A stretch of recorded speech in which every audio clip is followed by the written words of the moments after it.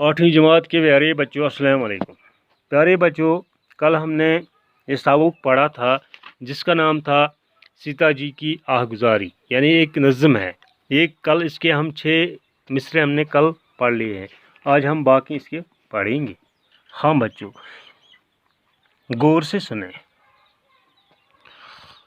सदमे तुम्हारे हिज्र के क्यों कर उठाऊंगी, मैं मर मिटूंगी, दम जो ये दम बर उठाऊंगी। हाँ, इस मिसरे में शायर क्या कह रहा है कि ऐ मेरे महबूब, ऐ मेरे शौहर। ये सीता जी कहती है किसको? रामचंद्र जी को। हाँ, ऐ मेरे महबूब, ऐ मेरे शौहर, आपकी जुदाई का सदमा बर्दाश्त नहीं कर सकती, चाहे वो कुछ लम्हे के लिए हो क्यों न हो। मैं मौत को गले लगा लूँगी, लेकिन आपकी जुदाई बर्दाश्त नहीं कर सकती। यानी इस मिसरे का मतलब यही है बच्चों। हाँ, घर में जो छूट जाऊंगी, सीते गरीब को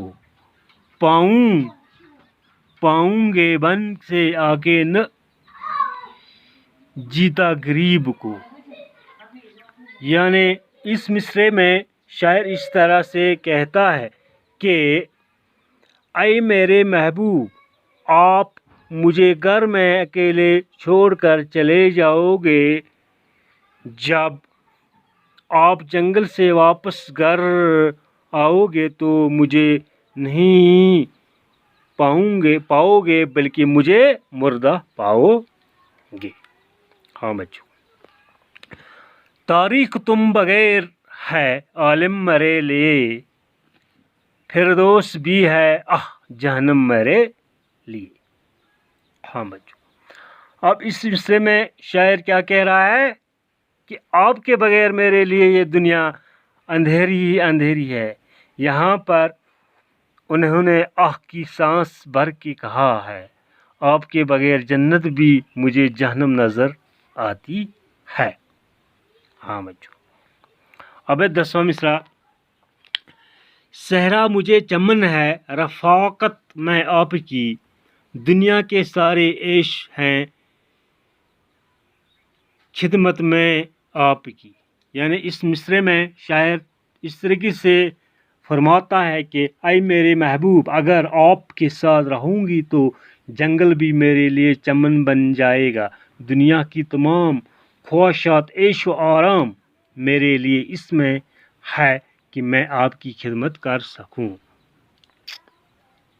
हाँ बच्चों, यूं हर तुम्हारे साथ फिरूंगी, मैं खुश, बून राह कली कली पे हूँ जैसे चमन में खुश।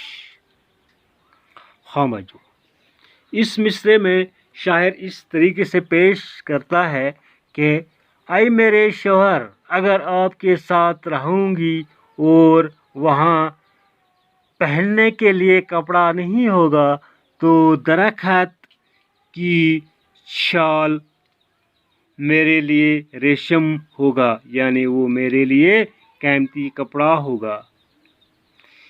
इससे अपने बदन को आरास्ता कर लूँगी, यानी इससे अपने बदन को क्या कर लूँगी? आरास्ता कर लूँगी। किससे? शाल, कपड़ों के शाल के साथ।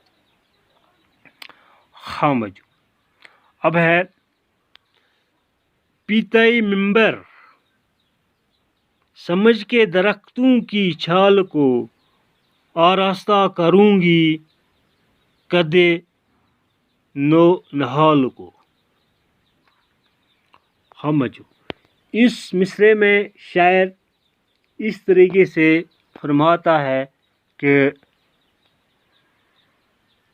ऐ मेरे महबूब, मेरे आका, आप मेरे साथ हो तो फिर कैसा गम होगा।